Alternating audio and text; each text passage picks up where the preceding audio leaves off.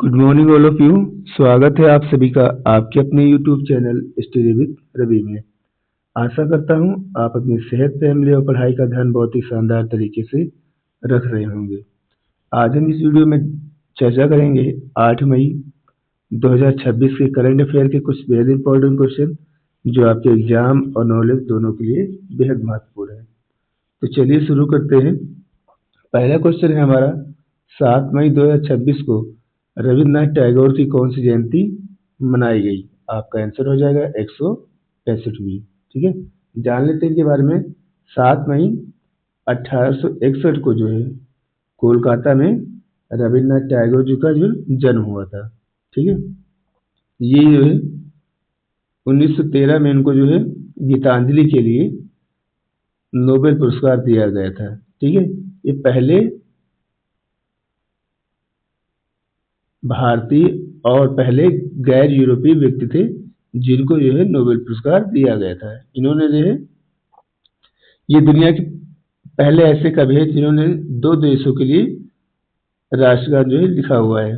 ठीक है, पहला अपने देश के लिए, दूसरा जो है इन्होंने बांग्लादेश के लिए भी नेशनल एंथम लिखा हुआ है।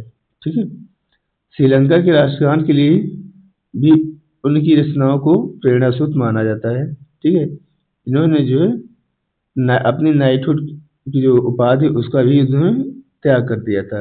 ठीक है, ब्रिटिश सरकार ने 1915 में नाइटहुड की उपाधि से इनको सम्मानित किया था। ठीक है, हालांकि 1919 में जलियांवाला बाग हत्याकांड के विरोध में उन्होंने ये सम्मान ब्रिटिश गवर्नमेंट को वापस कर दिया था। ठीक है, इन्होंने जो है 1901 में पश्चिम बंगाल में शांति निकेतन की स्थापना की। बाद में जिसे जो है विश्व भारती विश्वविद्यालय के नाम से वो बहुत ज़्यादा फेमस हो गया था। इन्होंने लगभग अपने जीवन में 2000 से ज़्यादा गीत लिखे हुए हैं। ठीक है, जो आज रविंद्र संगीत के नाम से जाना जाते हैं। काबुलीवाला, गोरा, घरे बहिरा जैसे इनके फेमस उपन्यास इन्हीं के हैं। ठीक है, 60 वर्ष की आयु के बाद उन्होंने पेंटिंग शुरू की और उन्होंने हजारों चित्र भी बनाए थे। तो याद रखिएगा, अभी 7 मई को इनकी 165वीं जयंती मनाई गई है। चलिए आगे बढ़ते हैं अगले क्वेश्चन की तरफ। अगला क्वेश्चन है हमारा, भारत की पहली private space tech unicorn company कौन बनी है? तो आपका आंसर हो जाएगा स्काई रूट एरो स्पेस। जान लेते हैं इसके बारे में। यह जो है भारत की पहली प्राइवेट स्पेस कंपनी है। ठीक है, जो कि हैदराबाद में स्थित है। स्काई रूट स्पेस ने 18 नवंबर 2022 को भारत का पहला निजी तौर पर विकसित रॉकेट विक्रम एस लॉन्च करने का इतिहास रचा था।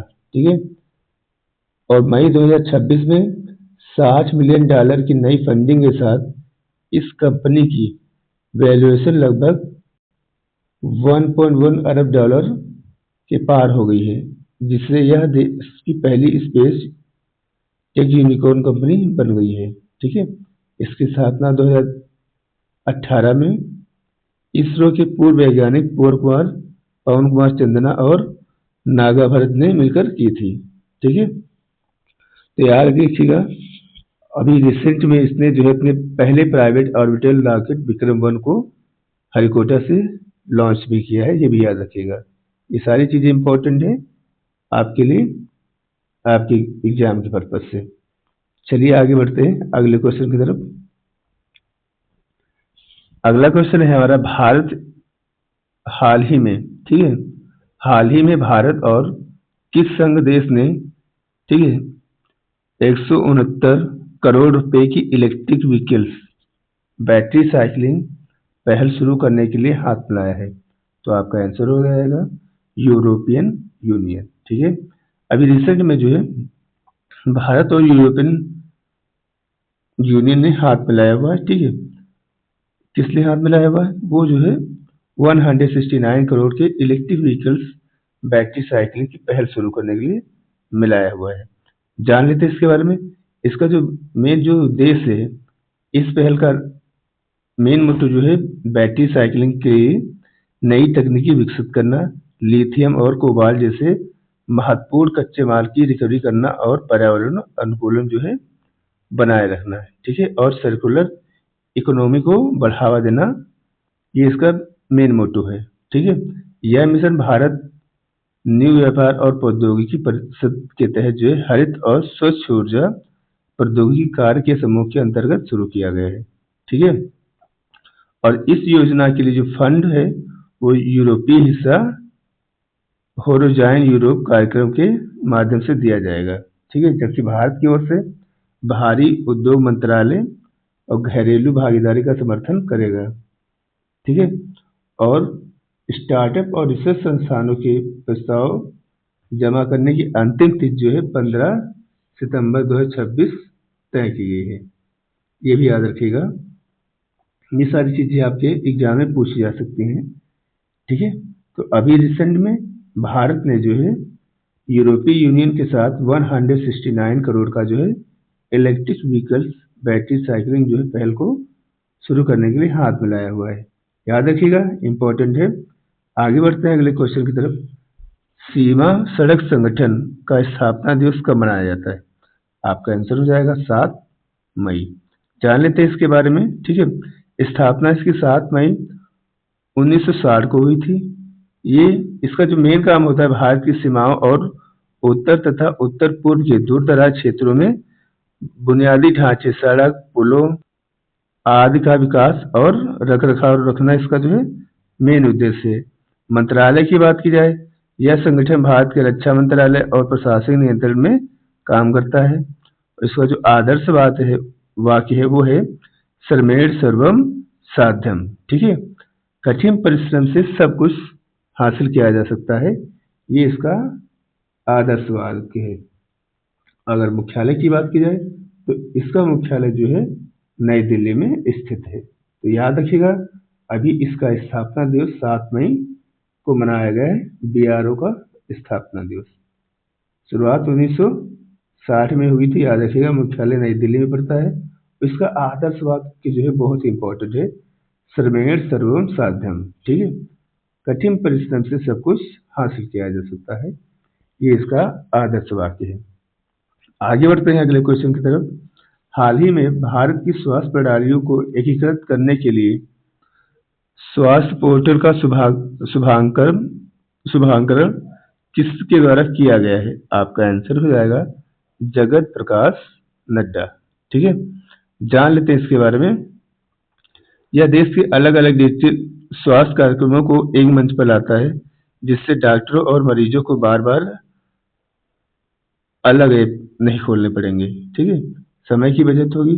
यह स्वास्थ्य कर्मियों का प्रशासनिक बोझ लगभग 40% तक कम कर रखता है, और क्योंकि अब एक ही डेटा बार बार अलग अलग जगहों पर नहीं भरना पड़ेगा, ठीक है। एक ही जो है ऐप से सारा काम किया जा सकता है, ठीक है। एडीएचए आईडी के से जुड़े रहने के कारण यह मरीजों के मेडिकल रिकॉर्ड को जो है सुरक्षित रखता है और सरकार को स्वास्थ्य सेवाओं की रियल टाइमिंग निगरानी में मदद करता है। तो याद रखिएगा, ठीक है। अभी रिसेंट में स्वास्थ्य पोर्टल का शुभारंभ जो है जगत प्रकाश नड्डा ने किया हुआ है, तो याद रखिएगा, ठीक है। चलिए आगे बढ़ते हैं अगले क्वेश्चन की तरफ। 22वीं राष्ट्रमंडल टेबल टेनिस चैंपियनशिप का आयोजन कहाँ किया जाएगा? तो आपका आंसर हो जाएगा नई दिल्ली, ठीक है। चलिए जान लेते हैं इसके बारे में, ठीक है। 7 जुलाई से जो है 2 अगस्त के बीच में ये जो टूर्नामेंट खेला जाएगा। उसके सभी मैच जो है दिल्ली के त्यागराज स्टेडियम में खेले जाएंगे। इसका आयोजक दिल्ली सरकार व भारतीय टेबल टेनिस संघ द्वारा जो संयुक्त रूप से किया जाएगा। England, Australia, Canada, New Zealand, south Africa से जो है लगभग 35 देश जो है इस टूर्नामेंट में खेलने वाले हैं। इसका जो मेन उद्देश्य है, इस योजना का लक्ष्य दिल्ली को एक वैश्विक स्पोर्ट कैपिटल के रूप में स्थापित करना और भारतीय खिलाड़ी को जो है अंतर्राष्ट्रीय मंच प्रदान करना, ये इसका मेन उद्देश्य है। तो अभी रिसेंट में 22वां राष्ट्रमंडल टेबल टेनिस चैंपियनशिप का आयोजन जो है नई दिल्ली में किया जाएगा, याद रखिएगा। बढ़ते हैं अगले क्वेश्चन आगे। इसकी जो शुरुआत है, ठीक है, पहले राष्ट्रमंडल टेबल टेनिस चैंपियनशिप की 1971 में हुई थी, जो भी सिंगापुर में। पहले जो इसे सिंगापुर बैडमिंटन हॉल नाम दिया गया था। समय के रहते 20 मार्च, ठीक है, से 25 मार्च तक इसका आयोजन किया, 25 मार्च 1971 तक जो इसका आयोजन किया गया था। विजेता इंग्लैंड के टेबल टेलर रहे थे, पुरुष एकल के, और इंग्लैंड की जेरसली पहली जो है महिला एकल चैंपियन बनी थी। ये भी याद रखिएगा, इंपॉर्टेंट है। शुरुआत इसकी 1969 में म्यूनिख विश्व चैंपियनशिप के दौरान राष्ट्रमंडल खेलों के प्रतिनिधियों की बैठक में इसका जो है इस गेमों को शुरू करने का जो है निर्णय लिया गया था। तो याद रखिएगा, इस बार का 22वां राष्ट्रमंडल बैडमिंटन चैंपियनशिप का आयोजन नई दिल्ली में किया गया। ठीक है, तो ये भी याद रखिएगा, ये जो गेम्स जो होते हैं कब शुरू हुए, पहली बार कौन चैंपियन बना, ये सब बातें भी याद रखिएगा, क्योंकि पूछी जा सकती है भैया एग्जाम में। ठीक है, इंपॉर्टेंट है, याद रखा करिए। आगे बढ़ते हैं, अगला क्वेश्चन है हमारा, पहले अंतर्राष्ट्रीय बिग कैट अलायंस शिखर सम्मेलन का 2026 का आयोजन कहाँ किया जाएगा? आपका आंसर हो जाएगा नई दिल्ली। ठीक है, जान लेते हैं इसके बारे में। केंद्रीय पर्यावरण, वन और जलवायु परिवर्तन के मंत्री भूपेंद्र यादव ने हाल ही में इसका जो है 6 मई 2026 को इस आधिकारिक वेबसाइट सम्मेलन की आधिकारिक वेबसाइट और लोगों का अनावरण किया हुआ है। उद्देश्य जो है, यह दुनिया का पहला ऐसा उच्च स्तरीय सम्मेलन है जो विशेष रूप से 7 बड़ी बिल्लियों, तेंदुआ, हिम तेंदुआ, चीता, जुगुआर, प्यूमा के संरक्षण के लिए संबंधित है।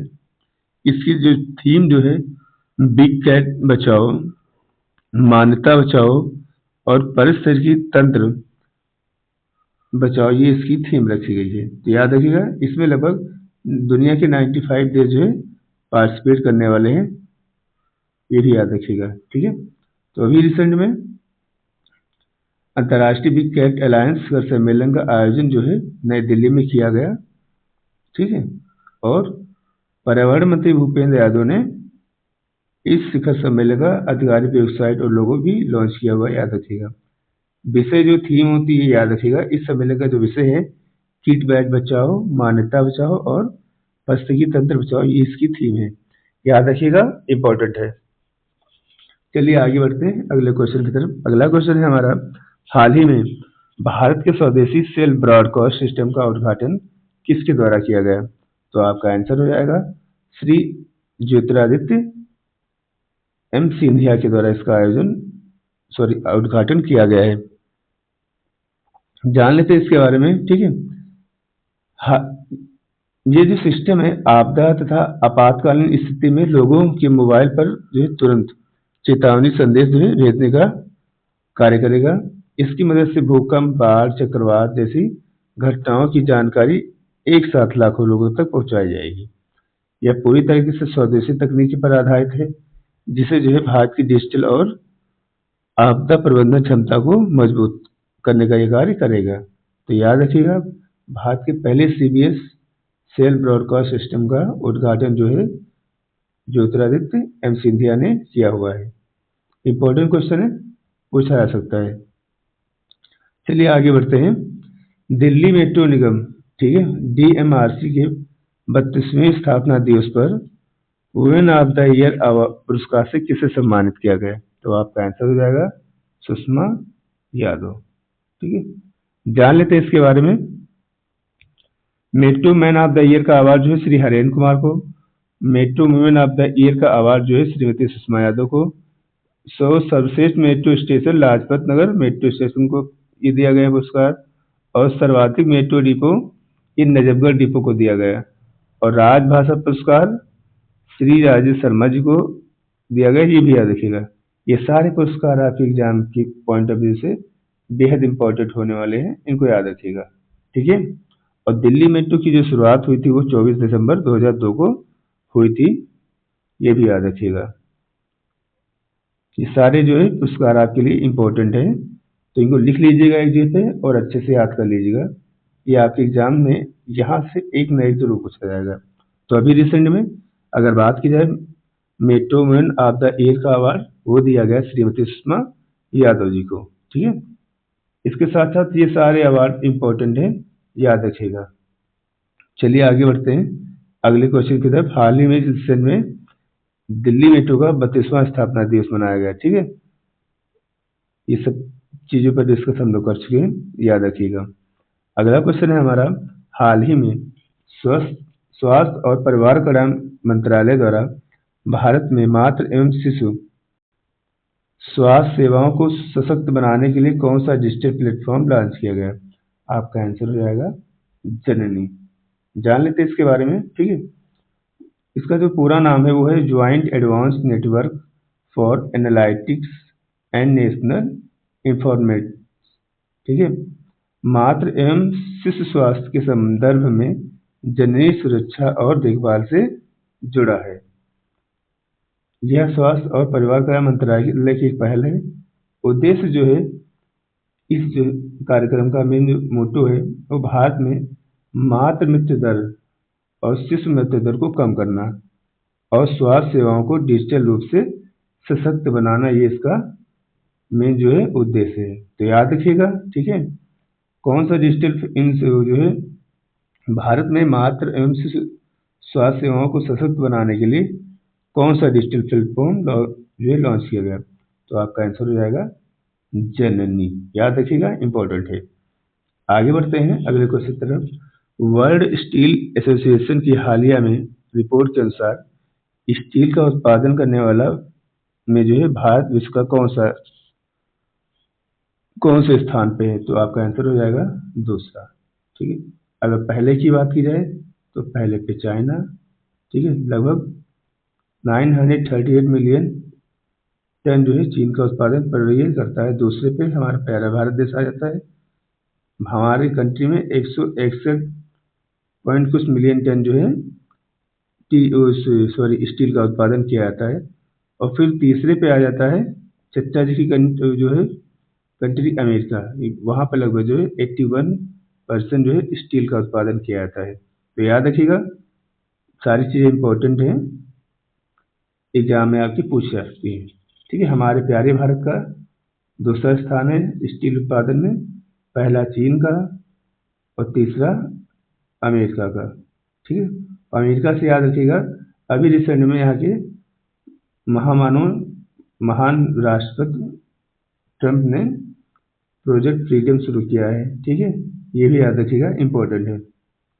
अगला क्वेश्चन है हमारा, कैम्ब्रिज डेडिकेटेड टीचर्स अवार्ड 2026 का दक्षिण एशियाई क्षेत्रीय खिताब किसने जीता है? तो आपका आंसर हो जाएगा सोमा मंडल। ठीक है, जान लेते इसके बारे में। तो ये पुरस्कार सोमा मंडल ने जीता हुआ है। कैम्ब्रिज कैंडिडेट टीचर्स अवार्ड 2027, क्षेत्र इसका दक्षिण एशिया है। तो याद रखिएगा, इंपॉर्टेंट क्वेश्चन है, पूछा जा सकता है आपके एग्जाम में। आगे बढ़ते हैं। तो आज के सेशन में इतना ही। अगर आपको हमारा सेशन अच्छा लगा है तो वीडियो को लाइक, शेयर और चैनल को सब्सक्राइब कर दीजिएगा। मिलते हैं अगले वीडियो में, तब तक के लिए टेक केयर, बाय बाय।